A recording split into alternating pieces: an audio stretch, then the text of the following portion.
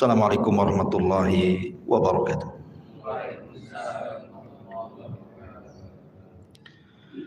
Alhamdulillah wassalatu wassalamu ala Rasulillah wa ala alihi wa sahbihi wa mawalah wa la haula wa la quwata illa billahi wa ba'du.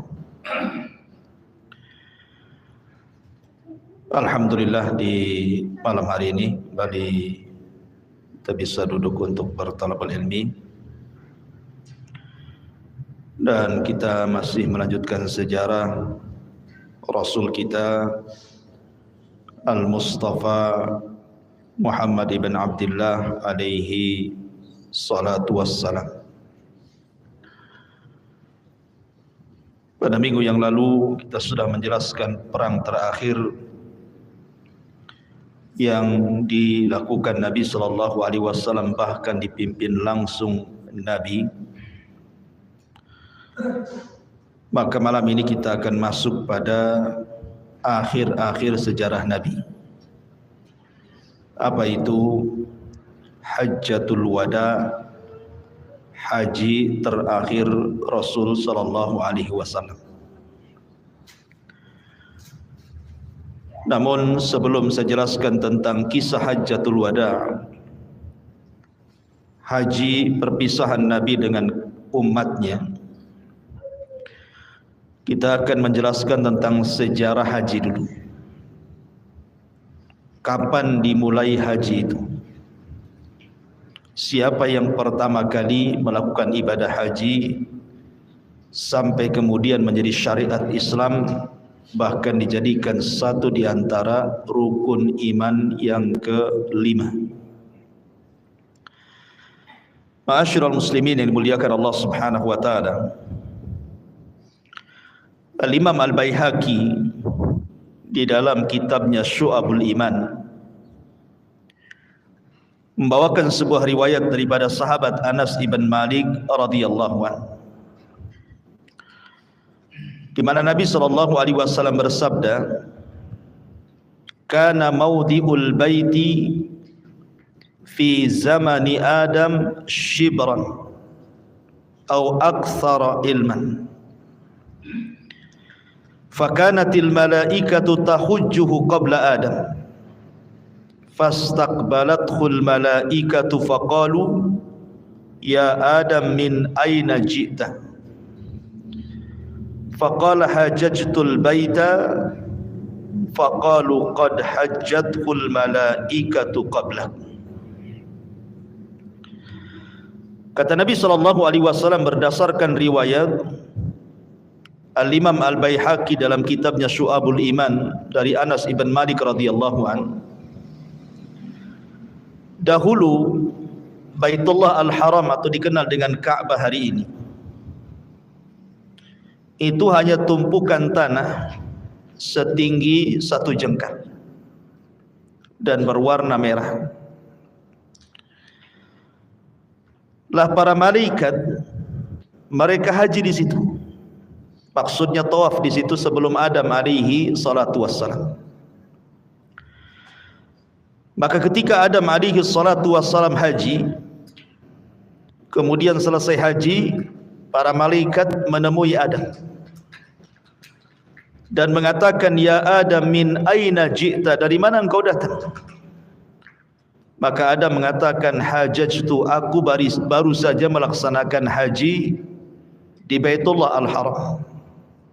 Maka malaikat mengatakan, qad hajjatul malaikatu qablak, sesungguhnya para malaikat sudah haji sebelum dirimu. Dari sini kita tahu bahwa sejarah pembangunan Ka'bah itu yang pertama kali membangun adalah para malaikat, karena malaikat yang pertama kali haji di situ. Tentu tidak lain karena malaikat ketika Allah Subhanahu wa taala menciptakan Adam mengatakan kepada Allah Subhanahu wa taala, ya Rabb, tidak perlu kau ciptakan Adam, cukup turunkan kami ke bumi, biar kami yang bertasbih memuja dan memuji dirimu, supaya tidak ada pertumpahan darah dan tidak ada kerusakan di bumi. Tapi Allah Subhanahu wa taala mengatakan, inni a'lamu ma la ta'lamun. Saya lebih paham akan ciptaan Adam dibandingkan kalian wahai para malaikat. Lah ketika melihat kegigihan para malaikat inilah, maka Allah Subhanahu wa taala membangunkan untuk malaikat satu Ka'bah di langit yang disebut dengan Baitul Ma'mur. Inilah yang pernah dilihat Rasul saat peristiwa Isra dan Mi'raj. Rasul melihat setiap hari yang masuk ke Baitul Ma'mur itu 70.000 malaikat tawaf, kemudian mereka pergi dalam sehari, kemudian besoknya datang lagi dengan jumlah yang sama tetapi malaikat yang baru. Dan setiap hari bergantian para malaikat, sebanyak 70.000 malaikat tawaf di Baitul Ma'mur. Maka Allah Subhanahu wa taala merintahkan malaikat untuk membangun Ka'bah persis di bawah Baitul Ma'mur tetapi di bumi. Jadi Ka'bah itu kalau dibuat tegak lurus itu di bawah Baitul Ma'mur, tempat kiblatnya para malaikat. Ya. Ma'asyiral muslimin yang dimuliakan Allah Subhanahu wa taala. Lah ketika Allah Subhanahu wa taala turunkan Adam dan Hawa karena sebuah dosa syahwat, terkena was-was iblis untuk memakan buah larangan, akhirnya Adam pun kemudian memakan buah larangan. Dan Allah Subhanahu wa taala firmankan dalam Al-Qur'an, qulnah bitu minha jami'ah. Keluarlah kalian, turunlah kalian semuanya wahai Adam, Hawa dan iblis ke bumi. Fa imma ya'tiyannakum minni hudan. Kalau aku turunkan petunjukku, kata Allah, faman tabi'a hudaya fala khaufun 'alaihim wala hum yahzanun. Maka siapapun yang mengikuti petunjukku, kata Allah, maka mereka tidak akan takut dan tidak akan bersedih hati. Dalam riwayat bahwa Adam kemudian diturunkan di sebuah tempat namanya Sri Lanka di India sana. Kemudian Hawa diturunkan di Jeddah. Kemudian akhirnya Adam dan Hawa pun saling mencari. Dan ketika dekat sudah hampir berjumpa, dalam bahasa Arab disebut Muzdalifah. Akhirnya kemudian berjumpalah keduanya di tanah yang disebut dengan Arafah. Makanya Arafah disebut Arafah karena diambil dari di mana Adam mengenal Hawa dan Hawa mengenal Adam. Bahasa Arabnya itu araf, mengetahui. Maka tempat itu sampai hari ini kemudian disebut Padang Arafah. Lah ketika Adam alaihi salatu wasallam dan Hawa berjumpa di Arafah, maka Allah Subhanahu wa taala ajarkan satu kalimat agar Adam mengucapkannya dalam bentuk tobat kepada Allah Subhanahu wa taala. Kalimat itu adalah Rabbana zalamna anfusana wa illam taghfir lana wa tarhamna lanakunanna minal khasirin. Ya Rabb, sesungguhnya kami telah mendolimi diri-diri kami. Kalau engkau tidak mengampuni dosa kami dan tidak merahmati kami, tentu kami termasuk orang yang merugi. Ketika keduanya mengucap kalimat ini, maka Allah katakan fatalaqqa adamu mir rabbihi kalimatin fataba alaihi innahu huwat tawwabur rahim.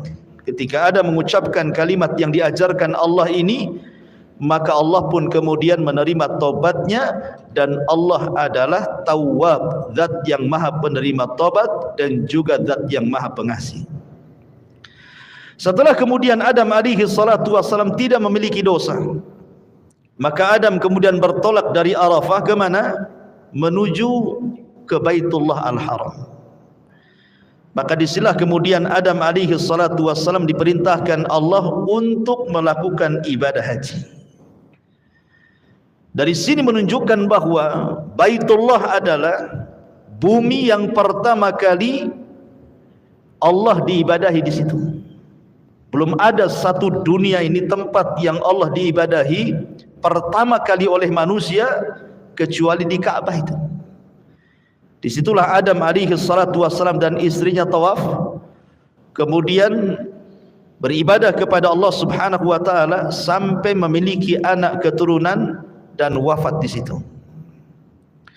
Saya akan menyebutkan beberapa pendapat para ulama Pertama,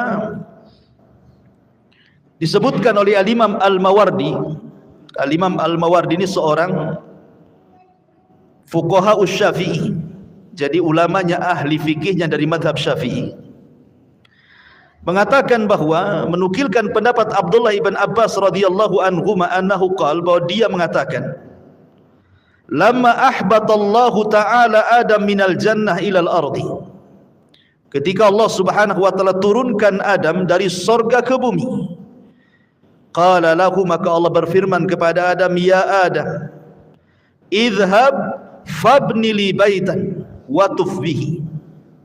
Wahai Adam, buatkan untukku satu rumah ibadah, kata Allah, dan setelah kau buat, tawaflah kau di situ. Wadhkurni, dan ingatlah diriku di sana. Kama ra'aital malaikata tasna'u haula arsy, sebagaimana engkau melihat para malaikat melakukan ibadah di sekitar arsy. Maka dari sini bahwa manusia yang pertama kali membangun Ka'bah adalah Adam.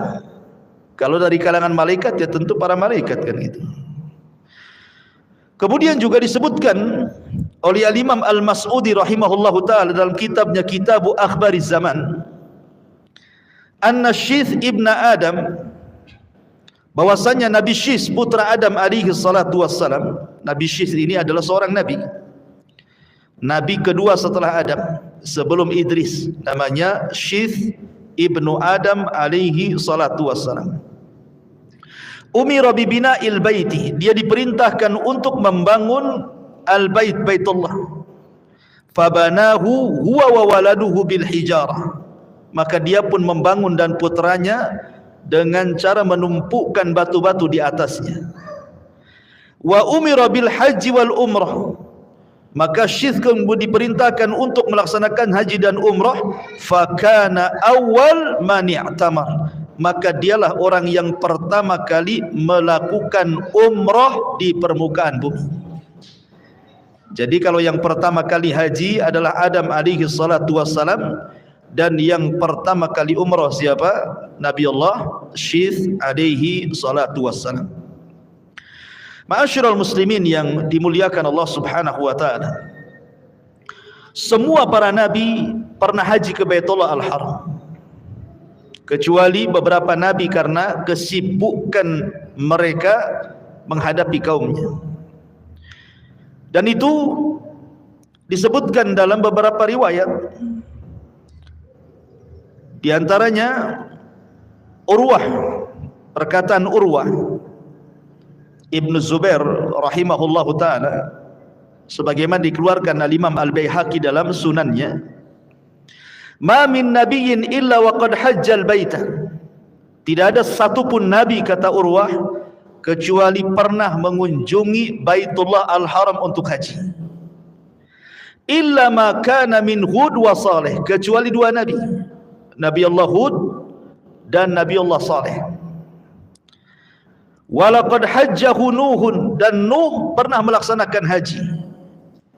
Falamma kana fil ardi ma kana minal gharaqi asabal baita ma asabal arda, ketika Allah mengirim azab kepada kaum Nuh dengan mengirim tufan dan juga banjir bandang yang sangat besar, dari situlah kemudian termasuk Ka'bah juga tenggelam, mengalami kehancuran.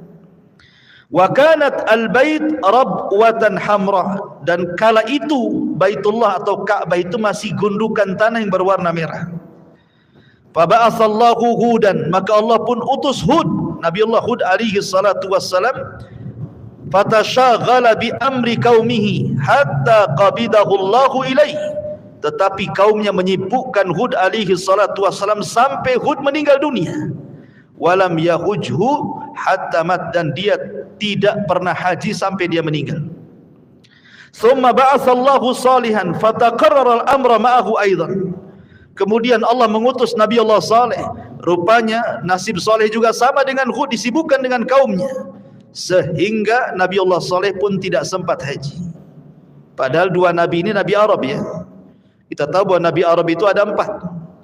Pertama, Nabi Allah Hud diutus kepada kaum Ad, Nabi Saleh diutus kepada kaum Thamud, kemudian Nabi Syuaib diutus kepada kaum Madian, dan Nabi kita Muhammad sallallahu alaihi wasallam diutus kepada seluruh manusia, manusia dan jinnya.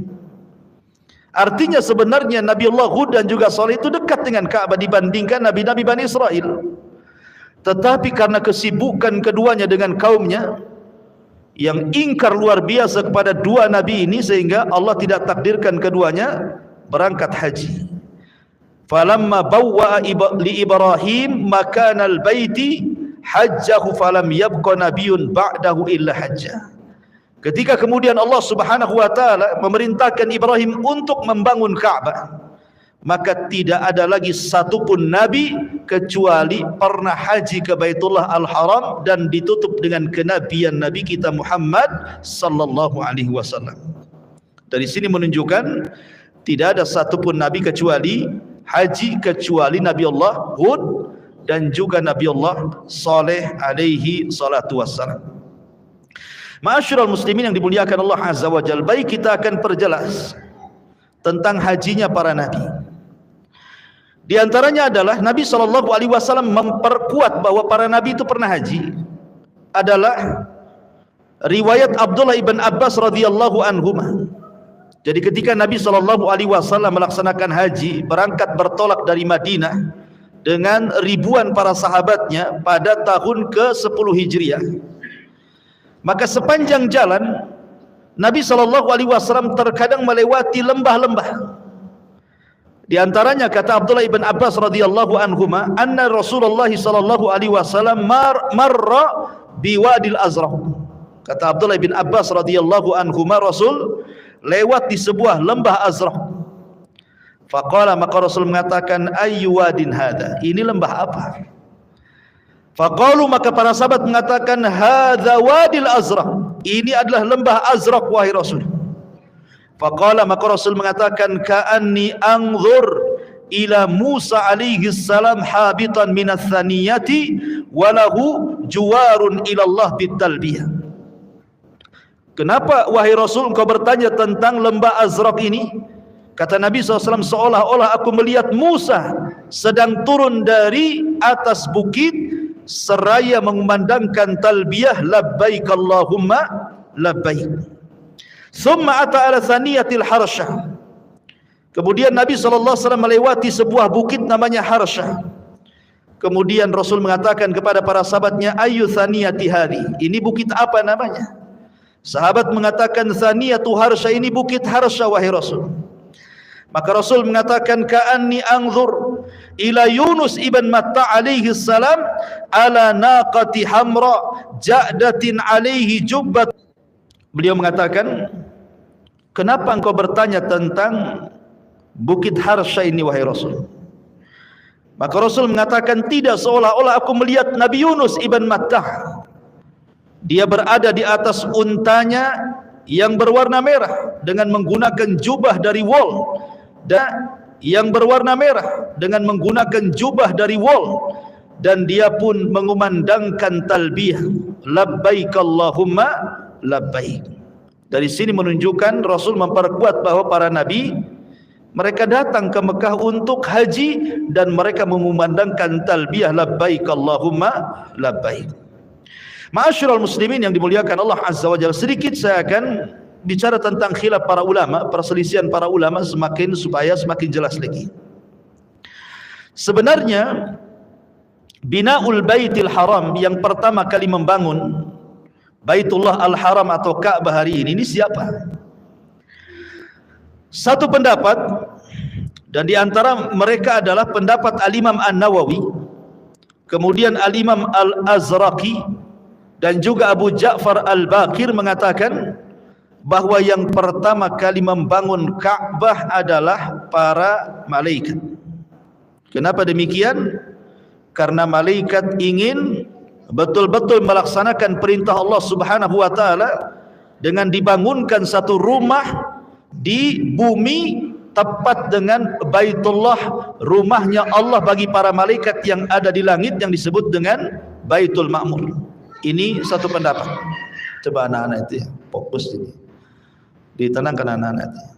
Kemudian yang kedua, Pendapat Al-Imam Atha rahimahullahu taala, pendapat Imam Atha rahimahullahu taala mengatakan bahwa yang pertama kali membangun Al-Bait, maksudnya Al-Ka'bah Baitullah Al-Haram, adalah Nabi Allah Adam alaihi salatu wassalam.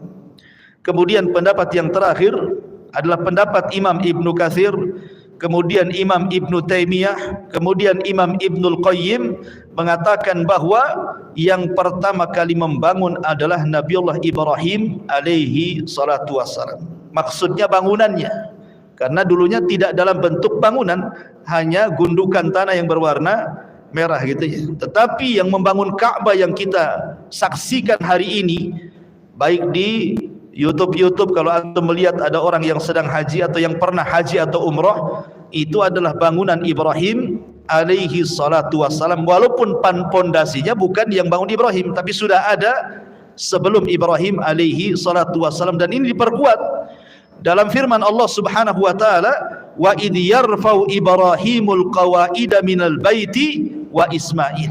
Dan ingatlah ketika Ibrahim meninggikan bangunan-bangunan Baitullah dan juga putranya Ismail.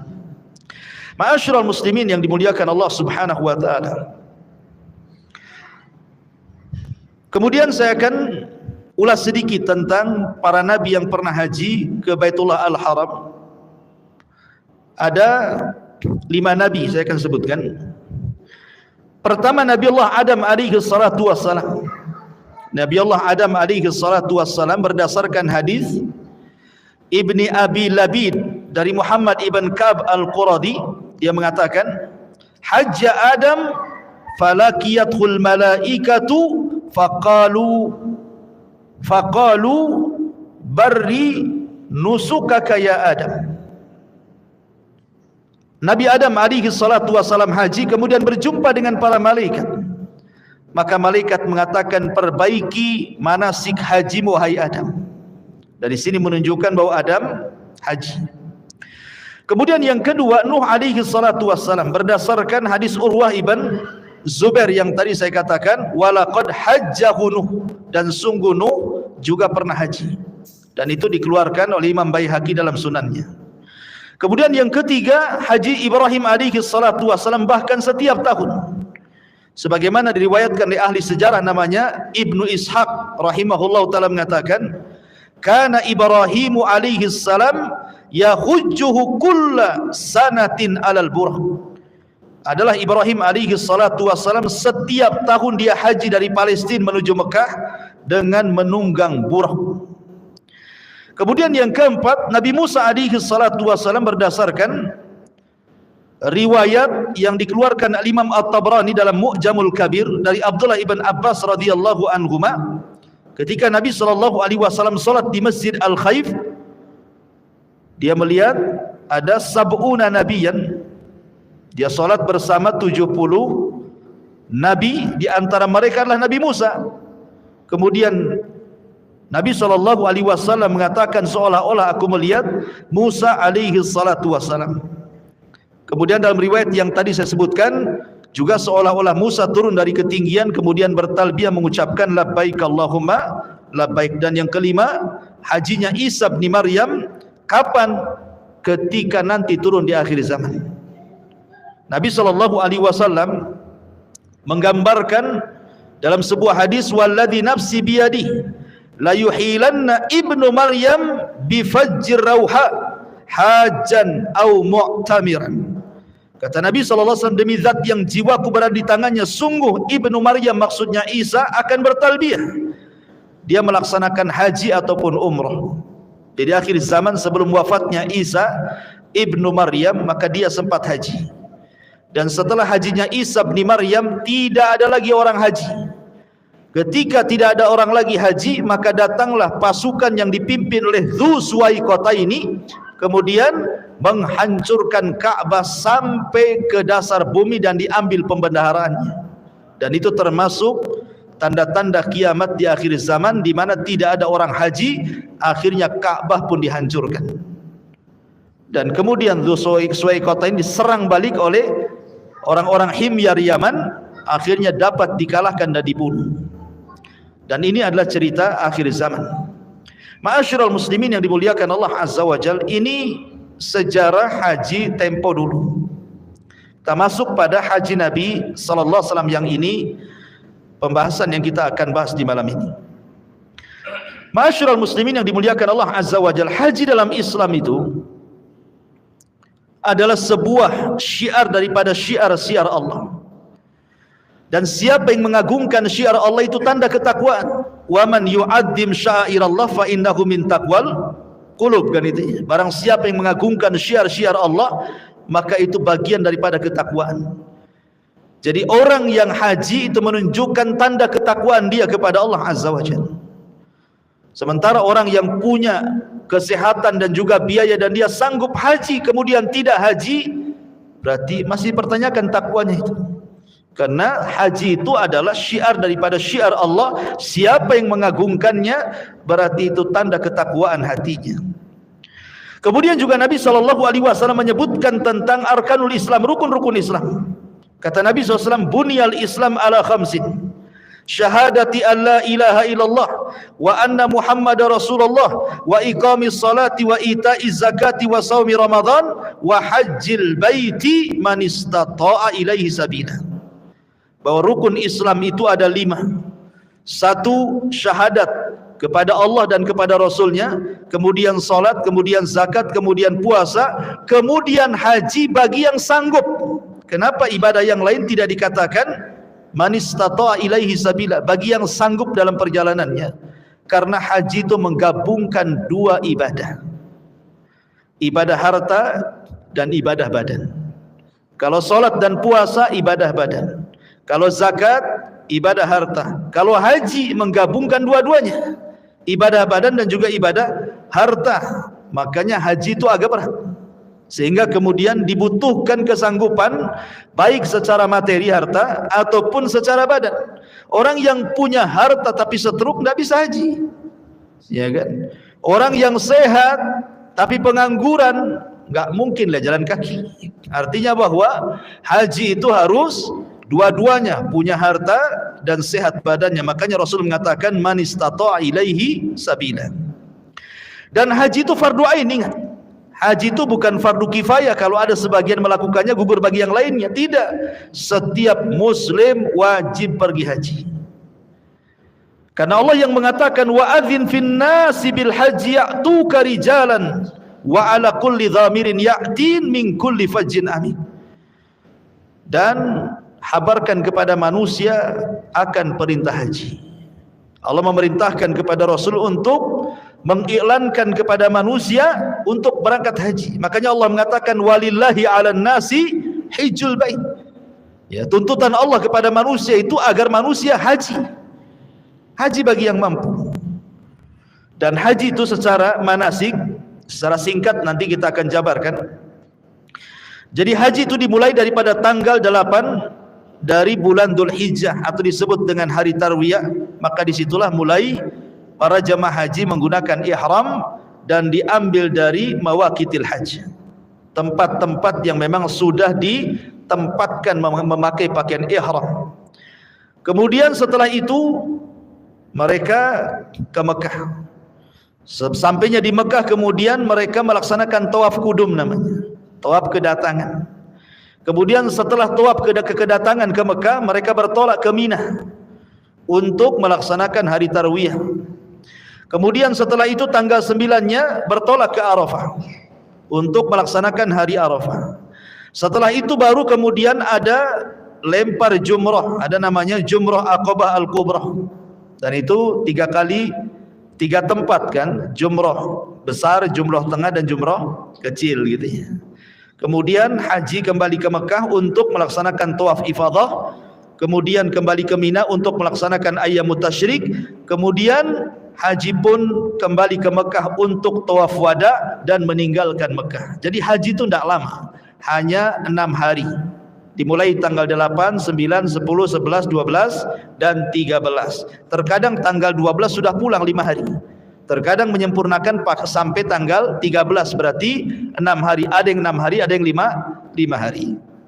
Lalu kenapa kok bisa sampai lama di Mekah Ustaz? Sampai 1 bulan? Lebihnya jalan-jalan. Ya, jalan sana, jalan sini, itu lebihnya. Lebihnya ya tadi ngumpulin air zam-zam, beli jubah, beli tasbih, beli macam-macam ya untuk oleh-oleh, untuk cerita di kampung. Ya. Taib, ikhwatu fiddin, muliakan Allah Azza wa Jalla, bagaimana kisah Nabi haji? Pada bulan Dzulqa'dah, kita tahu kota Madinah sangat sibuk sekali. Apalagi setelah penaklukan Islam dan kabilah-kabilah Arab dan berakhir dengan penaklukan kota Mekah. Artinya Madinah dan Mekah itu sudah jadi negeri Islam dan juga kabilah-kabilah di sekitarnya. Lah Nabi SAW itu pernah akan umrah tapi dihalang-halangi. Tapi kemudian berhasil umrah, yang satu dihalang-halangi dan yang tiga berhasil.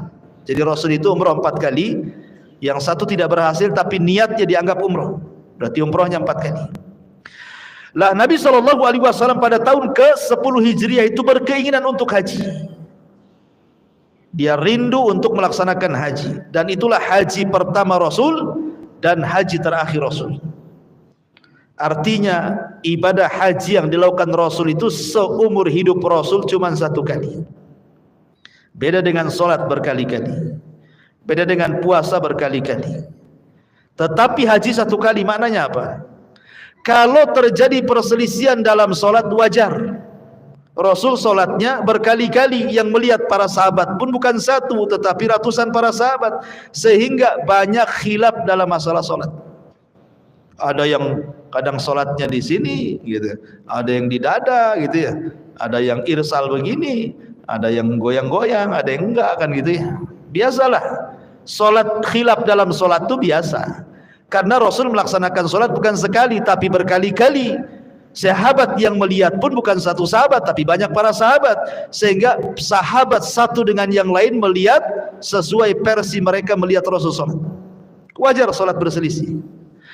Tapi kalau haji berselisih ini tidak wajar. Kenapa demikian?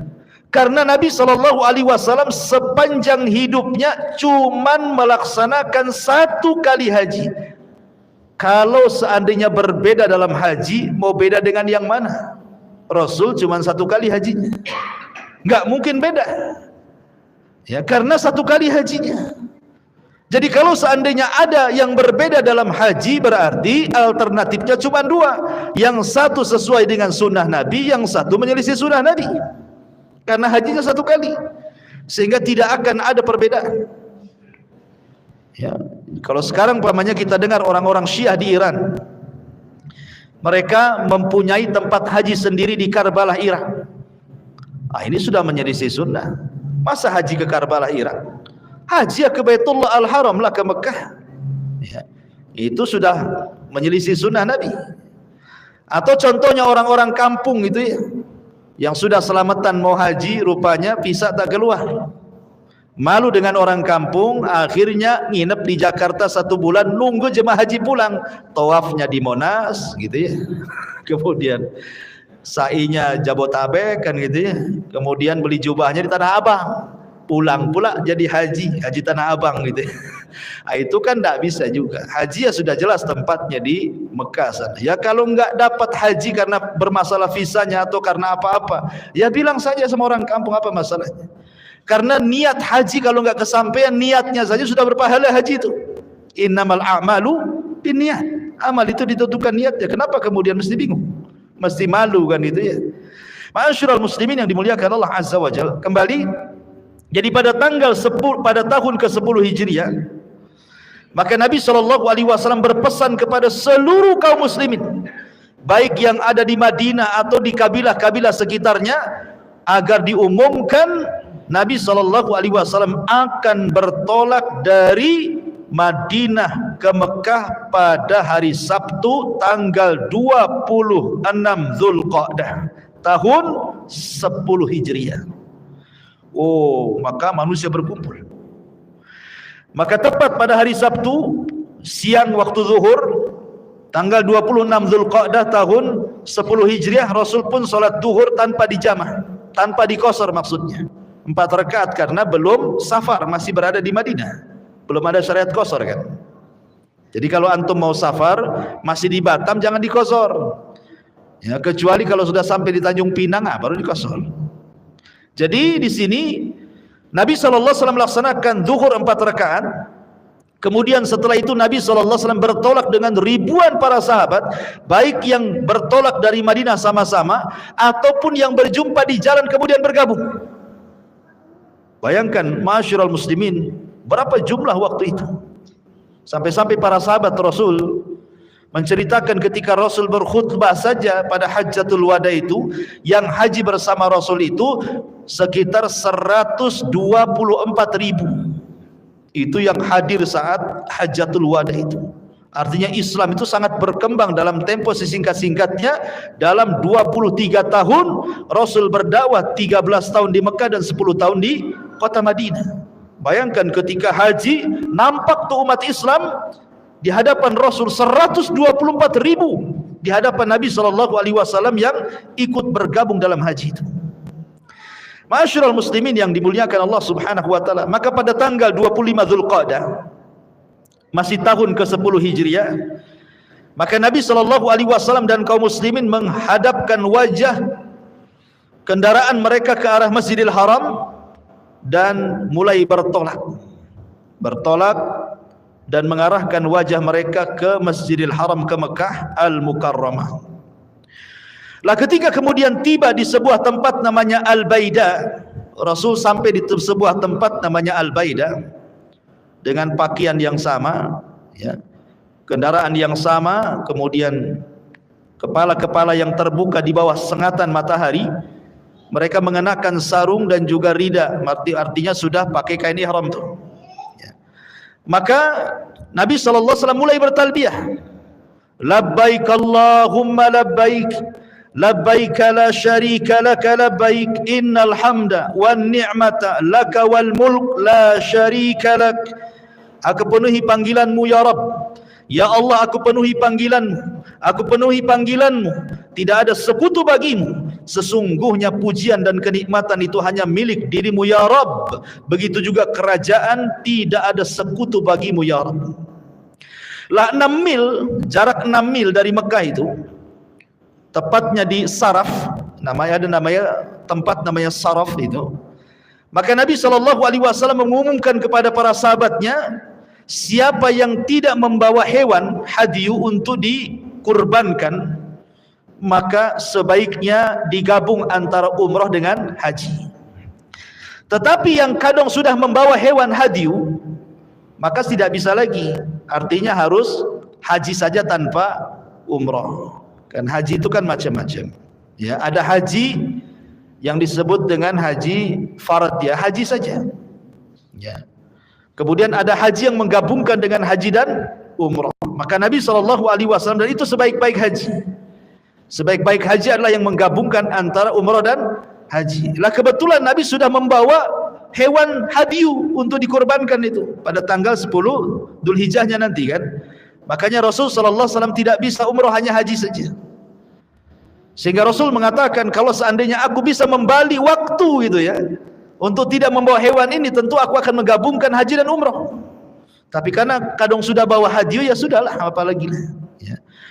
Maka Nabi SAW kemudian setibanya di Makkah Baitullah Al-Haram, sebagaimana dikisahkan oleh Jabir bin Abdullah radhiyallahu an. Jadi ketika Rasul sampai di Ka'bah, maka Nabi SAW kemudian tawaf. Dan begitulah sunnahnya orang masuk Masjidil Haram, tidak seperti masuk masjid. Kalau masuk Masjid Al-Fajri ini ada sunnah namanya sunnah tahiyatul masjid, ya. Tapi kalau masuk ke Masjidil Haram, yang pertama dilakukan tawaf sebagai pengganti dari tahiyatul masjid. Jadi kalau antum tidak melaksanakan tahiyatul masjid, maka sunnah tawaf, ya. Maka Nabi SAW kemudian tawaf.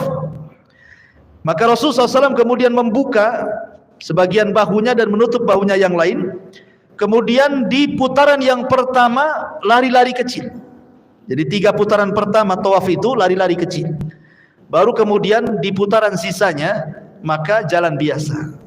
Lah ketika Nabi SAW kemudian memulai tawaf, beliau mencium Hajar Aswad. Jadi memulai tawaf itu dengan cara mencium Hajar Aswad. Kalau tidak bisa, cukup menyentuhnya. Kalau tidak bisa, melambaikan tangan dari jauh. Ya, kemudian tawaf.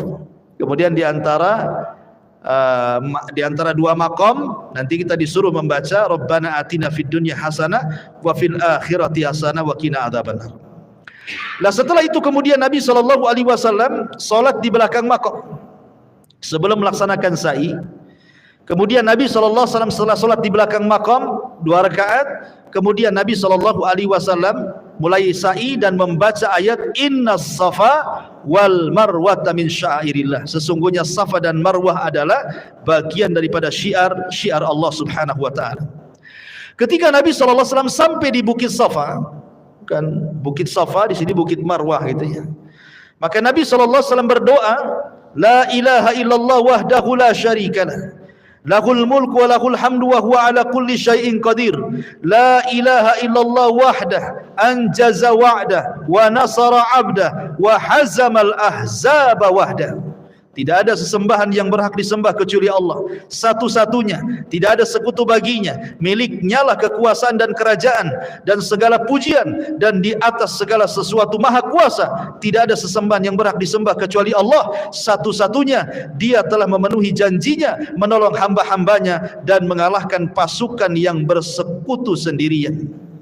Maka setiap kita sampai di Bukit Safa, maka ucapkanlah kalimat ini. Jadi kalau nanti antum umrah gitu ya, maka ini doa yang dibaca, yang dianjurkan oleh Nabi SAW. Kemudian Nabi SAW membaca 3 kali.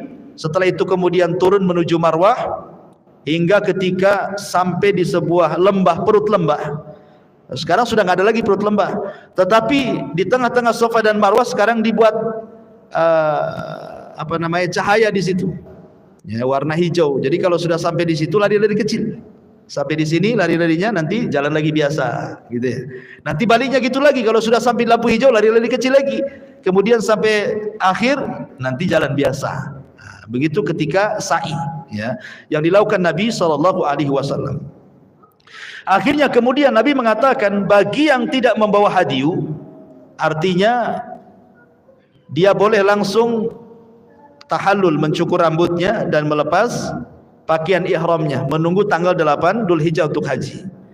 Tapi bagi yang tidak membawa hadiyu, maka dia tidak boleh melepas ihramnya. Akhirnya kemudian Nabi SAW tepat pada tanggal 8 Dzulhijjah disebut dengan hari Tarwiyah. Inilah setat pertama haji, tanggal 8 Dzulhijjah, atau disebut dengan hari Tarwiyah. Kemana Rasul bertolak? Ke Mina. Jadi pertama kali Rasul bertolak ke Mina, maka Nabi SAW kemudian menaiki kendaraannya, qaswahnya, untanya. Kemudian di Mina Nabi SAW salat duhur, asar, maghrib, isya dan juga subuh. Artinya menginap di situ. Ya, menginap di Mina karena dimulai dari salat duhur sudah di sana. Duhur, asar, maghrib, isya, kemudian subuh. Kemudian beliau tinggal di sana sebentar sampai terbit matahari. Lalu setelah terbit matahari pada tanggal 9-nya baru bertolak ke mana? Ke Arafah. Dan Arafah itulah penentu haji. Kata Rasul, Al-Hajju Arafah. Haji itu letaknya di Arafah, gitu ya. Lah setelah kemudian Nabi SAW di Arafah, kemudian beliau mendapati sebuah kubah yang sudah dibuatkan oleh para sahabat di sebuah tempat namanya Namirah, ya, sebuah desa dekat Arafah. Kemudian beliau singgah di sana. Sampai ketika matahari sudah condong ke barat, maka beliau alaihi salatu wassalam minta dibawakan al-quswa, untanya, kendaraannya, lalu disiapkan untuk beliau kemudian menuju perut lembah dan berkhutbah. Ini yang disebut dengan khutbah Arafah namanya. Khutbah Arafah. Makanya kalau orang sedang wukuf nanti banyak ada orang yang sedang ceramah itu ya. Maka Nabi SAW berkhutbah. Inilah yang kemudian dikenal khutbah Hajjatil Wada. Khutbah perpisahan Nabi SAW yang syarat dengan pelajaran. Di situ terkandung tauhid, di situ terkandung akhlak, di situ terkandung ibadah. Pokoknya dalam khutbah ini betul-betul, karena waktu singkat, tentu Nabi SAW tidak memilih tema sembarangan. Nabi akan memilih tema-tema penting dalam khutbah ini karena waktunya singkat. Ya. Dan itu dibukukan khutbah Nabi SAW. Apa saja yang dikhutbahkan Nabi SAW. Setelah Nabi SAW membacakan pujian bagi Allah, alhamdulillah, nahmaduhu wa nasta'inuhu wa nastaghfiruh wa natubu ilaihi wa na'udzu billahi min syururi anfusina wa min sayyiati a'malina. Man yahdihillahu fala mudhillalah wa man yudlil fala hadiyalah. Asyhadu an la ilaha illallah wahdahu rabbil la syarikalah wa anna Muhammadan abduhu wa rasuluh. Kemudian Rasul mengatakan, usikum ibadallah bitaqwallah wa ahussukum ala ta'atihi wastaftih billadhi huwa khair. Amma ba'du. Kata Nabi SAW setelah membaca pujian-pujian bagi Allah, kemudian salawat atas dirinya, kata Rasulullah, aku wasiatkan wahai hamba-hamba Allah agar berpegang dengan takwa, dan aku sarankan kepada kalian untuk di atas ketaatan, dan bukalah setiap hari dengan kebaikan. Kemudian kata Nabi SAW, ayyuhan nas isma'u minni wa'qilu fa inni la adri la'alli la alqakum ba'da ami hadha fi mauqifi hadha abada. Kata Nabi SAW, wahai manusia, dengarkan ucapanku, tolong pegang. Karena boleh jadi, kata Nabi SAW, setelah aku berdiri di sini, boleh jadi ini tahun terakhir kalian berjumpa dengan aku. Boleh jadi ini tempat terakhir kalian berjumpa dengan aku. Maknanya seolah-olah Nabi SAW akan berpisah dengan para sahabatnya. Maka sebab inilah hajinya disebut Hajjatul Wada, haji perpisahan. Karena Rasul SAW menyampaikan sebuah perpisahan di sini. Kata Nabi SAW, boleh jadi ini terakhir aku berjumpa dengan kalian di tempat berdiriku ini. Oleh karena itulah dengarkan wahai manusia khutbahku. Kemudian kata Nabi SAW, ayyuhan nas, wahai manusia, inna dima'akum wa amwalakum wa a'radakum alaikum haramun ila an talqaw rabbakum ka hurmati yaumikum hadha fi syahrikum hadha fi baladikum hadha. Innakum satalqawna rabbakum fas'alukum an a'malikum wa qad balagtum. Kata Nabi SAW, ingatlah darah-darah kalian, harta-harta kalian, kehormatan kalian haram, tidak boleh ditumpahkan sampai kalian menghadap Rabb kalian seperti haramnya hari ini, seperti sucinya hari ini, maksudnya hari Arafah. Seperti sucinya bulan ini, maksudnya bulan Dzulhijjah. Seperti sucinya negeri ini, maksudnya negeri Mekah. Dan kalian akan berjumpa dengan Rabb kalian, dan Rabb kalian akan bertanya soal amalan kalian, dan katakanlah aku sudah menyampaikan semuanya kepada kalian. Rasul mengingatkan 3 perkara yang sangat penting: soal darah, soal harta, dan soal kehormatan. Ingat, soal darah ini masalah penting. Rasul pertama kali menyampaikan soal pembunuhan darah, ya. Karena bagaimanapun ikhwatu fiddin yang dimuliakan Allah Azza wa Jal, ketika Umar ibn Khattab radhiyallahu an bertanya kepada Hudzaifah soal fitnah yang akan datang kepada manusia bagaikan ombak yang tidak berhenti, dan itu sampai kiamat fitnah ini akan terjadi. Maksud Umar itu adalah fitnah pembunuhan antar sesama muslim. Kata Hudzaifah mengatakan, tidak, selama kau hidup wahai Umar, fitnah tidak akan terjadi. Tapi setelah kematianmu fitnah itu akan terjadi. Makanya setelah Umar bin Khattab betul-betul terjadi fitnah perang saudara, di mana yang pertama kali yang menjadi korban siapa? Khalifah Utsman ibn Affan. Dibunuh dan dibantai secara sadis oleh siapa? Kelompok Sabaiyah, orang-orang Khawarij. Orang-orang yang mereka ketika membunuh Utsman bin Affan radhiyallahu an memegang mushaf di kepalanya. Jadi mereka mengalungkan mushaf. Saat membunuh Utsman dia mengatakan, inna hadza amara bihadza, ya, an yadriba bihadza kullaman la yu'minu bihadza, katanya. Sesungguhnya ini maksudnya Al-Quran memerintahkan aku untuk membunuhmu karena engkau tidak beriman dengan Al-Quran. Kurang ajar dia ngomong sama Utsman begitu. Kemudian dibantainya Utsman. Padahal Utsman itu orang yang pertama kali menghatamkan Al-Quran dalam 1 rakaat witir. Coba bayangkan, tidak ada sahabat yang pernah melakukan dalam 1 rakaat witir menghatamkan Quran kecuali Utsman bin Affan radhiyallahu anhu. Makanya dikenal dengan bacaan Qurannya. Dibilang sama Khawarij bahwa Utsman tidak beriman dengan Quran sehingga harus dibunuh berdasarkan Quran. Ya kan? Ini pertama kali pembunuhan. Baru setelah itu terjadi perang antara Muawiyah dengan Ali, antara pasukan Aisyah, Zubair dan juga Tolha melawan pasukan Ali yang disebut dengan perang Jamal. Kemudian setelah itu antara Muawiyah dan Ali disebut perang Siffin. Kemudian setelah itu perang antara Khawarij, antara Ali dan Khawarij yang disebut dengan perang Nahrawan. Kemudian terus peperangan ini akan terjadi, bahkan pembunuhan sesama muslim akan terjadi setiap zaman, apalagi hari ini. Persis yang disabdakan Rasul, orang yang membunuh tidak tahu alasan kenapa dia membunuh, dan orang yang dibunuh lebih bingung kenapa bisa dibunuh. Ya, stres orang sekarang bunuh-bunuhan itu. Gara-gara parkir bunuh-bunuhan, kan itu ya. Gara-gara hutang 200.000 bunuh gitu. Gara-gara rebutan waris bunuh, tersinggung sedikit bunuh. Udah main bunuh aja sekarang ini. Ya. Kemudian istri sakit hati suami selingkuh bunuh. Hati-hati antum. Ya. Masyarul muslimin yang dimuliakan Allah Azza wa Jalla. Jadi sekarang ini mudah sekali pembunuhan ini. Makanya diingatkan oleh Nabi SAW soal urusan darah. Karena urusan darah ini luar biasa dalam Islam ini. Ya.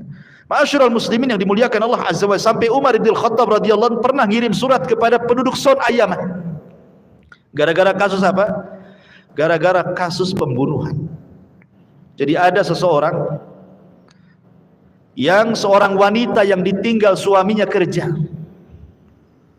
Lah wanita ini tidak punya anak dari suaminya, tapi suaminya punya anak. Artinya bawa anak bawaan dari suaminya. Suaminya gadis menikah dengan seorang duda punya anak.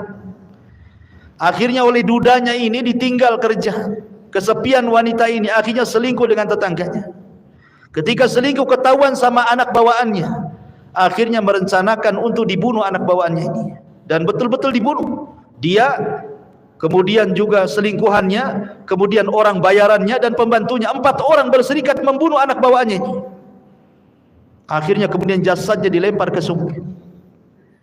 Kemudian wanita ini pura-pura, padahal dia yang membunuh, pura-pura pula dia kehilangan anaknya. Nah begitulah orang yang menutupi kesalahan kan, pura-pura bukan dia yang bunuh. Akhirnya sampailah kasus ini kepada Khalifah Son'a, Gubernur Son'a yang ditempatkan Umar di situ. Kemudian akhirnya ketahuan sumur tempat pelemparan jasad anaknya. Dia setelah diselidiki, kemudian semua tertangkap pelakunya. Mulai dari wanita itu, kemudian selingkuhannya, kemudian laki-laki bayarannya untuk membunuh, termasuk pembantunya. Dan dikisos 4-4-nya. Kemudian Umar marah dan mengirim surat kepada penduduk Son'a. Kalau kalian penduduk Son'a bersyirikat untuk membunuh orang itu, anak kecil itu, kalian kubunuh semuanya. Bayangkan ya. Artinya dalam Islam itu yang dibunuh sebagai kisos itu bukan yang eksekutor saja, tapi yang merencanakan pun terkena, gitu maksudnya. Jadi kalau seandainya nih ada 10 orang ya merencanakan membunuh si A, yang membunuh 1 orang, tapi karena 10 orang ini merencanakan, semua dibunuh. Begitulah hukum Islam. Makanya Umar bin Khattab mengatakan, kalaulah seluruh penduduk Son'a Yaman merencanakan pembunuhan kepada anak itu, ku bunuh semuanya, katanya. Lihat, begitu dahsyatnya hukuman darah dalam Islam gitu ya. Makanya Rasul mengingatkan di khutbah pertamanya soal darah. Kemudian soal harta. Soal harta, ya. Karena harta ini penting, betapa banyak orang-orang yang kemudian mengambil hak orang lain. Baik disengaja atau tidak disengaja, dan kebanyakan disengaja. Seperti apa? Seperti para pedagang. Ngurang-ngurang takaran, ngurang-ngurang timbangan, ngurang-ngurang meteran, itu kan ngambil hak orang tuh. Harusnya 1 kilo dikurangi setengah on kan itu. Jadi 1 kilo kurang setengah on jadinya kan. Harusnya kain 1 meter dikurangi 1 senti. Jadi 90 senti jadi kan itu ya. Ngambil hak orang lain kan itu. Sama dengan merampok, tetapi seolah-olah dia sedang berjual beli. Apalagi sekarang ini ada timbangan, ingat ya, ada timbangan, bukan timbangan kayak dulu. Sekarang ini pakai elektrik kan gitu ya. Ada angkanya, taruh buah-buahan di situ, angkanya keluar semua situ. Nah, itu lebih teliti lagi harusnya. Harus lebih teliti, karena kadang-kadang nih ini barang baru diletak nih, ini masih jalan, udah diambil sekian kata. Subhanallah kan. Ini ngambil, itu yang paling mudah contohnya ngambil hak orang itu kayak gitu coba. Ya kalau yang merampok, yang maling, yang copet itu udah karuan lah kan gitu. Nah, ini kan yang jelas-jelas yang hidup di pasar itu. Ya. Makanya Rasul mengingatkan soal harta, nggak boleh kalau sudah mengucapkan 2 kalimat syahadat, nggak boleh diambil haknya. Harta dia. Ya. Kemudian yang ketiga soal kehormatan, ini yang paling banyak di masyarakat. Ya, orang yang menggibah saudaranya, mencaci maki saudaranya, merendahkan, menghina, takabur dan begitu seterusnya. Ini 3 perkara ini banyak di masyarakat. Makanya Rasul ingatkan 3 perkara di awal khutbahnya. Kemudian yang kedua kata Nabi SAW, ayyuhan nas, wahai manusia, inna rabbakum wahid, ala la fadla li arabiyyin ala a'jamiyyin, wala li a'jamiyyin ala arabiyyin, wala li ahmar ala aswad, wala li aswad ala al-ahmar, illa bitaqwallah, inna akramakum indallahi atqakum. Wahai manusia, Rabb kalian itu satu. Kita ini punya satu Tuhan, tak perlu cari-cari Tuhan yang lain. Tuhan kita satu Allah. Bapak kita juga satu, namanya Adam. Kita semua dari Adam. Tuhan kita satu. Sehingga jangan dibeda-bedakan, mau anda orang Arab, mau anda non-Arab, mau anda berkulit merah, mau anda berkulit hitam, mau anda berkulit putih. Tidak ada beda kata Rasul. Yang membedakan kalian hanyalah taqwallahi azza wa jalla. Kemudian Rasul membacakan ayat, inna akramakum indallahi atqakum. Paling mulia di antara kalian di sisi Allah adalah orang yang bertakwa. Jadi tidak perlu saling mengejek. Jangan merasa Arab kemudian lebih tinggi dibandingkan non-Arab gitu. Ataupun sebaliknya. Karena Islam itu tidak memandang perkara kesukuan, perkara kekayaan, perkara pangkat dan jabatan, semua di hadapan Allah itu sama. Semua di hadapan Allah sama. Makanya ketika manusia dibangkitkan pada hari kiamat kata Rasul, yuhsyarun nas yaumal qiyamah khufatan uratan ghurlan buhman. Pada hari kiamat manusia akan dibangkitkan tanpa alas kaki, kembali tidak dikhitan, tidak pakai pakaian di badan, dan tidak membawa harta sama sekali yang pernah dia miliki di dunia. Mau dia orang kaya, mau dia orang miskin, mau dia pejabat, mau dia rakyat, mau dia siapapun, dibangkitkan sama di hadapan Allah. Lalu apa yang dipertanggungjawabkan? Takwa kita yang dipertanggungjawabkan di hadapan Allah. Kemudian Nabi SAW yang ketiga mengatakan, faman kanat indahu amanah falyuaddiha ila man i'tamanahu 'alaiha wa inna kulla riban mawdu'un walakinna lakum ru'usu amwalikum la tadlimuna wa la tudlamun. Wa qadallahu annahu la riban wa inna riba ammil Abbas ibni Abdul Muttalib mawdu'un kulluhu wa anna kulla damin kana fil jahiliyati mawdu'un wa inna awwala dima'ikum adau damu Amir ibni Rabi'ah ibn al-Haris ibni Abdul Muttalib fahuwa awwal ma abda'u bihi min dima'il jahiliyah.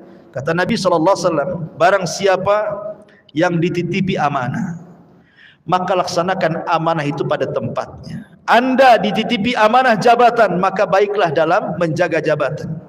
Anda dititipi kekayaan, maka baiklah mengelola kekayaan. Karena malun soleh li rajulin soleh, harta yang baik itu kalau dikelola orang baik. Anda dititipi anak, maka perbaikilah, didik mereka anak-anak itu. Pokoknya apapun amanah dari Allah, laksanakan. Kemudian kata Nabi SAW, ingat, seluruh riba aku hapuskan dengan kedatangan. Karena di zaman jahiliyah itu terkenal yang disebut dengan riba nasiah. Dalam bahasa kita ini rentenir. Kalau pinjam 1 juta harus kembalikan 1.200.000 kan itu ya. Kalau pinjam 5 juta harus dikembalikan 6 juta. Itu orang-orang jahiliyah seperti itu di zaman Nabi. Maka Rasulullah SAW mengatakan, ingat bahwa kalau kalian pinjam-meminjam, cukup diambil uang pangkalnya saja. Kalau memang meminjamkan 500, diambil 500, jangan dilebihkan kata Nabi. Kalau minjam 5.000, maka ambil 5.000, jangan dilebihkan. Ambil pokok daripada harta itu saja.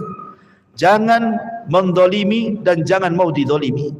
Karena Allah Subhanahu wa ta'ala sudah memutuskan bahwa riba dihapuskan, termasuk riba keluargaku sendiri kata Rasul, ribanya Abbas ibn Abdul Muttalib, semua kuhapuskan, tidak ada riba.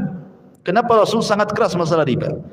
Karena riba ini dosanya lebih besar, 1 dirham uang riba yang antum makan lebih besar dosanya dibandingkan 36 berzina dengan wanita pelacur.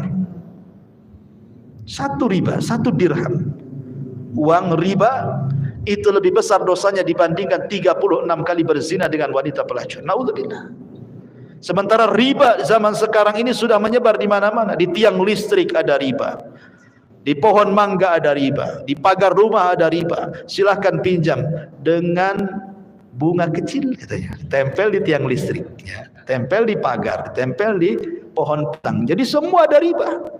Pohon pisang ada riba, pohon mangga ada riba, di pagar ada riba, semua diberi riba. Di masjid pun di temboknya ada riba. Silahkan ya pinjam dengan bunga sedikit, syaratnya KTP saja kan. Subhanallah kan. Memang riba di luar biasa ya. Makanya dari 14 abad yang silam Rasul sudah wanti-wanti soal riba ini. Kemudian juga kata Nabi SAW, dan juga soal urusan darah. Maksudnya dendam kesumat ala jahiliyah, aku hapuskan. Karena orang jahiliyah ini kalau umpamanya dua kabilah nih perang, kemudian satu membunuh, satu jadi korban nih, maka kabilah korban akan ngamuk dan menuntut darahnya, dan akan membunuh siapapun yang terlibat itu tanpa melihat. Dalam Islam dihapuskan dengan cara kisos, yang dikisos yang bunuh saja, kan begitu. Yang nggak bersalah ya jangan kemudian dibunuh. Kayak dulu waktu saya masih kecil-kecil di Jawa Barat di Majalengka itu biasa itu tawuran antar desa. Ini kalau ada anak sekolah kemudian digebukin gitu kan, sampai bonyok, sampai masuk rumah sakit. Besoknya nih preman desa sebelah itu nunggu anak desa sebelah. Tak kira dia siapa, mau orang tua, mau apa, penting dari desa itu digebukin juga. Padahal nggak salah itu. Harusnya digebukin yang ngebukin kan gitu ya. Ini orang nggak tahu menahu soal penggebukan, itu kena gebuk juga coba. Lah di sini Islam menghapuskan soal dendam kesumat. Kata Nabi SAW, maka yang pertama kali kuhapuskan adalah darahnya Amir ibnu Rabi'ah ibnu Haris ibnu Abdul Muttalib. Ya, dialah yang kuhapuskan darah yang pertama, dan tidak ada lagi dendam kesumat ala jahiliyah. Kemudian kata Nabi SAW, amma ba'du ayyuhan nas, fa inna syaitana qad ya'isa an yu'bad bi ardikum hadhi abada walakinahu in yuti fi ma siwa dhalik walakinahu in yuta'a fi ma siwa dhalik faqad radiya bihi mimma tahkiruna min a'malikum fahdharuhu ala dinikum. Wahai manusia, sesungguhnya syaitan putus asa untuk disembah di negeri kalian. Kenapa? Karena orang kalau sudah tauhid tidak mungkin nyembah berhala. Orang kalau sudah muslim tidak mungkin datang lagi ke berhala, kan begitu. Jadi setan putus asa untuk supaya disembah lagi kayak dulu. Tapi setan itu punya perangkap dengan cara apa? Tapi setan suka kalau ditaati selain daripada itu. Dengan cara apa? Mimma tahkiruna min a'malikum, di mana kalian meremehkan amalan-amalan yang diperintahkan kepada kalian. Mulai meremehkan amalan-amalan sunnah gitu ya. Mulai meremehkan salam kalau ketemu. Kata Rasulullah SAW, di antara alamat kiamat itu adalah ketika orang mengucapkan salam kepada orang yang dikenal dan tidak mau mengucapkan salam kepada orang yang tidak dikenal. Padahal mengucapkan salam itu kepada yang dikenal atau kepada yang tidak dikenal, selama zahirnya nampak dia muslim kan. Nampak nih lewat pakai peci, ini muslim nih. Nampak pakai sarung, muslim. Ucapkannya salam, assalamualaikum. Soal dia balas atau urusan dia balas nggak balas, yang jelas kalau tidak dibalas dia dosa, karena mengucapkan salam sunnah menjawabnya wajib kan itu. Ini aneh gitu ya. Kalau seandainya ada orang lewat kemudian kita ucapkan salam assalamualaikum, malah dia dekat kepada kita. Pak, kita kenal di mana Pak? Katanya, lah kok bilang gitu, kenal di mana? Saya sedang melaksanakan sunnah kan gitu, malah ditanya kenal di mana katanya kan. Itu karena dia tidak paham ya, bahwa mulai dari yang kecil-kecil salam sudah ditinggalkan ya kan, mulai kemudian ke masalah-masalah sunnah, puasa, sholat, sedekah mulai ditinggalkan, akhirnya dari perkara sunnah merembet ke yang wajib. Nah, itu setan tuh begitu, dia membuat khutuwat, selangkah demi selangkah gitu ya. Kemudian dalam riwayat yang lain bahwa setan itu suka kalau seandainya bitahrisi bainakum, dibuatnya kalian bergaduh. Memang setan putus asa untuk disembah, tapi setan sengaja membuat kita ini berselisih, bertengkar. Ya, satu masjid pengurusnya bertengkar, rebutan posisi gitu ya. Satu yayasan juga sama, rebutan yayasan kan itu. Itu jelas-jelas di bidang dakwah. Apalagi cerita partai, itu urusan dunia, jelas itu pertengkarnya. Ya, jadi urusan agama saya bisa bertengkar, apalagi urusan dunia kan. Itulah setan kadang-kadang. Kemudian Rasul mengatakan, ingatlah la tarji'u ba'di kuffaran yadribu ba'dukum riqaba ba'din. Hati-hati jangan kembali kepada kekufuran setelahku sehingga kalian saling membunuh dengan sebagian yang lainnya. Kemudian kata Rasul, ya ayuhan nas, wahai manusia, Inna zamana qad istadara ka hayati yauma khalaqas samawati wal ardh. Kemudian Rasul membacakan inna iddatash syuhuri indallahi 12 syahran fi kitabillah ila akhiril ayah sampai kepada minha arba'atun hurum salasatun mutawaliyatun dzulqa'dah wa dzulhijjah wal muharram war rajabul mudhar bainal jumadi wa sya'ban. Kata Nabi SAW, ingatlah bahwa zaman itu berputar.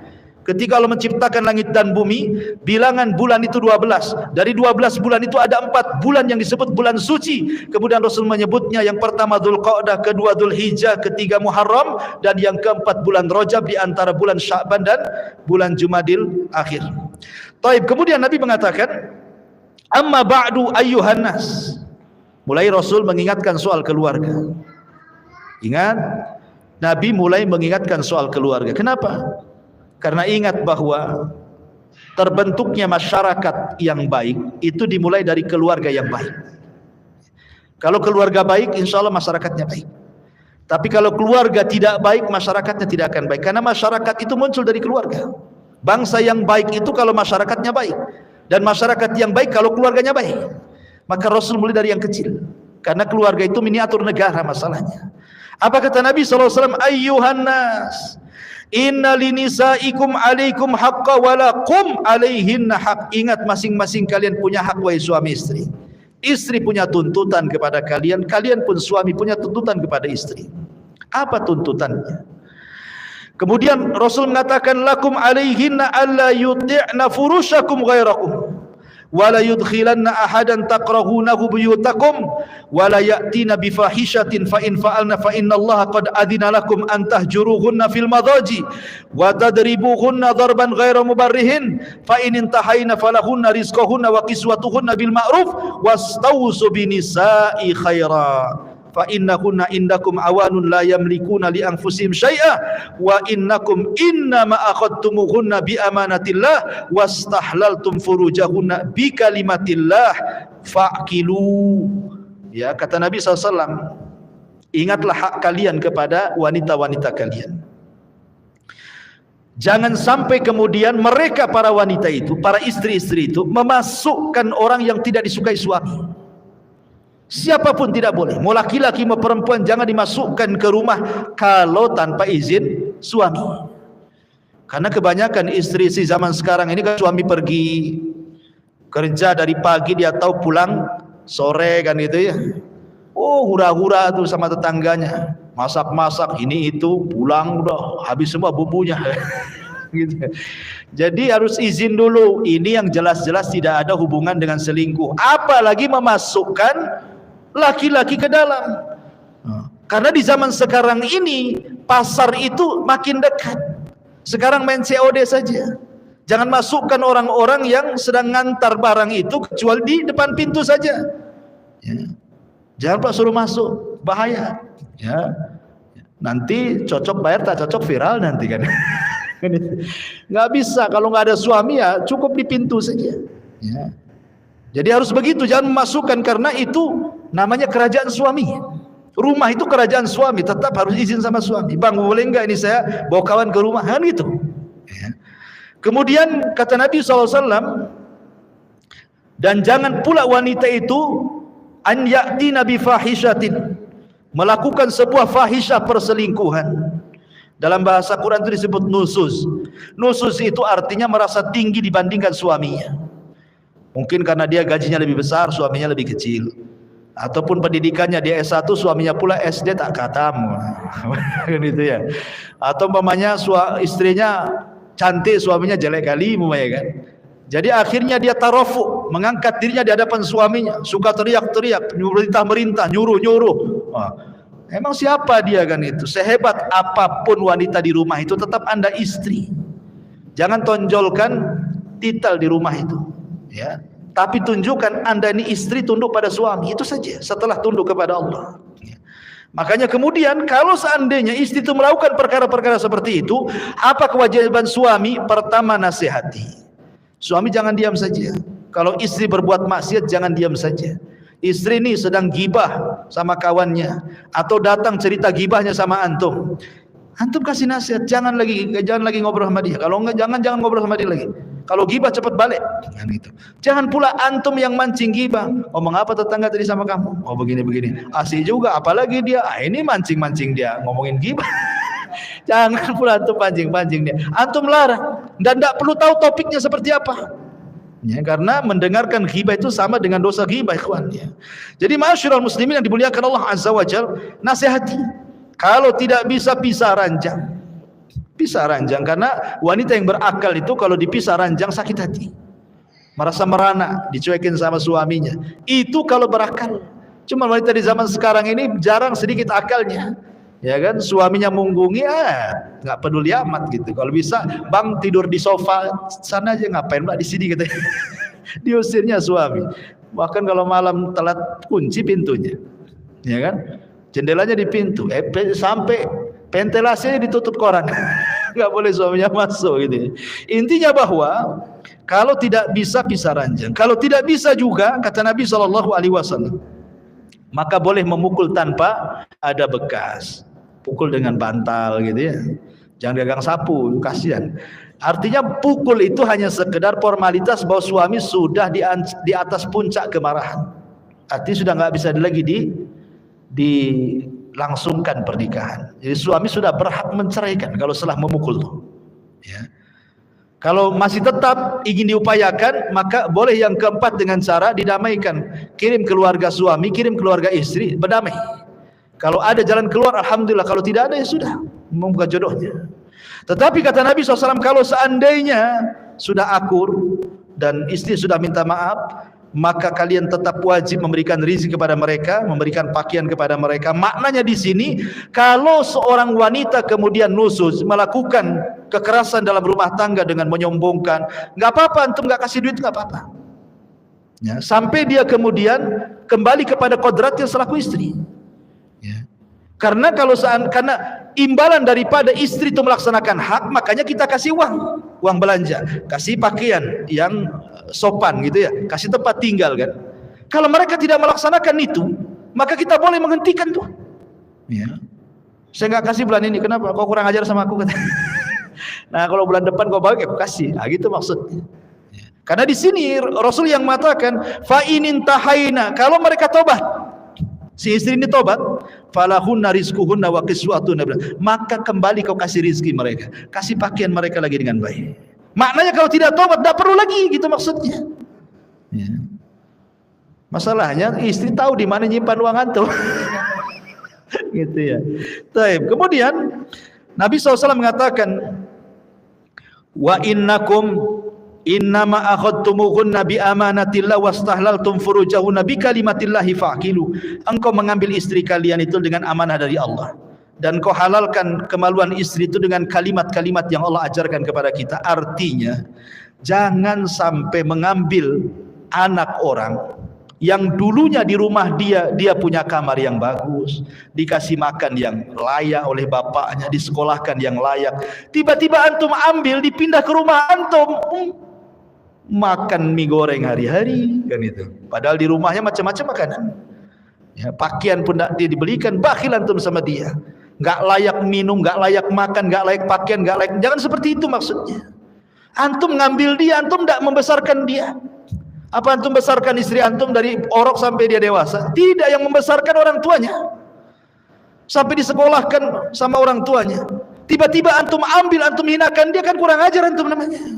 Gitu maksudnya ya. Jadi satu sisi pun hargai wanita. Makanya Rasul mengatakan fastausu binisa'i khairan. Maka aku wasiatkan kepada kalian, berbuat baiklah kepada istri-istri kalian. Kemudian Rasul mengatakan, qad taraktu fikum ma in i'tasamtum bihi falan tadillu abada. Kitab Allah was sunnati. Aku tinggalkan kepada kalian dua perkara. Kalau kalian berpegang, kalian tidak akan sesat selamanya, Al-Quran dan juga sunnahku. Kemudian yang terakhir kata Rasul, ayyuhan nas kuli, ayyuhan nas, wahai manusia, innamal mu'minuna ikhwah, seorang mukmin dengan mukmin yang lain bersaudara. Fala yahillu limri'in malu akhihi illa anti binafsi, tidak boleh mengambil harta saudaranya muslim kecuali atas kerelaannya. Ya, hal ballagtu Allahumma syahad, Bukankah aku sudah sampaikan ini wasiat kepada kalian? Maka sahabat mengatakan, tentu wahai Rasul. Maka Rasul mengisyaratkan jarinya, ya Allah saksikan aku sudah menyampaikan semuanya. Aku sudah menyampaikan semuanya. Maka setelah Nabi SAW berkhutbah di Padang Arafah, kemudian Rasul menuju tempat wukuf dan membiarkan perut untanya menyentuh pasir, sementara gunung Musyah di hadapan beliau. Beliau tetap dalam keadaan wukuf hingga terbenam matahari. Setelah itu beliau membonceng Usama dan bertolak. Kepala beliau menunduk sampai menyentuh punggung Quswa. Beliau berkata kepada jamaah haji, perlahan-perlahan wahai manusia.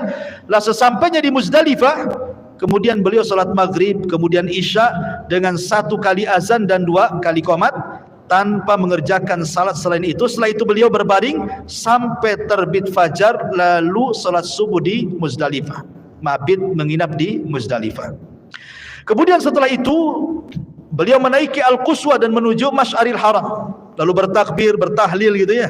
Kemudian beliau tetap dalam keadaan wukuf sampai betul-betul tanah terang. Sebelum matahari terbit beliau berangkat sambil membonceng Al-Fadl ibn Abbas, yang ketika itu datang rombongan perempuan. Ya. Fadl ini sempat tergoda dengan wanita-wanita itu. Maka Rasul kemudian pipinya diarahkan ke sini, jangan kau lihat. Belok lagi kata Rasul, jangan kau lihat. Jadi sama Rasul setiap melihat perempuan diginikan lagi. Gitu. Jadi kalau antum bonceng anak gitu ya, anaknya nengok perempuan, antum ini anaknya antum gini kan antum pula yang nengok. Kacau. Jadi maksudnya ya dibiasakan gitu ya. Taib. Jadi ini Fadl ini sama Nabi jangan nengok begitu ya di perjalanan itu. Taib. Kemudian setelah itu Nabi SAW meneruskan sampai selesai manasik haji, dan selesai kemudian berkhutbah ya, turunlah surah Al-Maidah ayat 3, Al-yauma akmaltu lakum dinakum wa atmamtu alaikum ni'mati wa raditu lakumul Islam madina. Pada hari ini telah kusempurnakan kepada kalian agama kalian, telah kucukupkan kepada kalian nikmatku, dan telah kuridhoi Islam sebagai agama kalian. Menunjukkan Nabi SAW sudah selesai menyampaikan risalahnya dengan sempurna tanpa harus ditambah dan dikurangi. Maka pada waktu nafar sani ya, Nabi SAW bertolak dari Mina, kemudian singgah di Abtah, kemudian di tenda Bani Kinanah sehari semalam. Setelah itu beliau menuju Baitullah, kemudian melakukan tawaf wada bersama kaum muslimin, kemudian beliau bertolak kembali ke kota Madinah. Itu intinya dari manasik haji Nabi SAW. Adapun hikmah tentang ini tentu ada 4 perkara dari manasik haji Rasul. Yang pertama tentang keagungan Baitullah Al-Haram, bahwa Ka'bah itu tempat yang agung. Kemudian yang kedua, Rasul ingin melembutkan hati supaya bersatu. Kaum muslimin itu bersatu, dikumpulkan di satu tempat. Ya, kaum muslimin itu bersatu, nampak kekuatannya. Kemudian yang ketiga juga bahwa melaksanakan haji itu adalah warisan daripada Nabi Ibrahim alaihi salatu wassalam. Makanya kita sebut dalam salawat setiap salat, Allahumma salli ala Muhammad wa ala ali Muhammad kama shallaita ala Ibrahim wa ala ali Ibrahim. Kemudian yang terakhir di sini ada i'lan tauhid. Bagaimana tauhid itu dibesarkan dengan menyebut labbaik Allahumma labbaik, labbaik la syarika lak labbaik, innal hamda wan ni'mata laka wal mulk la syarika lak. Menunjukkan talbiyah tentang syiar tauhid yang dikumandangkan baik orang yang umroh ataupun yang haji. Wallahu alam. Saya kira ini secara singkat kisah haji tempo dulu sampai kepada Hajjatul Wada Nabi SAW. Mudah-mudahan manfaatnya, dan mungkin tinggal 2 kali pertemuan lagi sejarah ini ya. Jadi paling 2 kali pertemuan, nanti kita cari kitab yang lain yang cocok. Subhanallah bihamdika asyhadu an la ilaha illa anta astaghfiruka wa atubu ilaik. Allahu ta'ala alam. Assalamualaikum warahmatullahi wabarakatuh.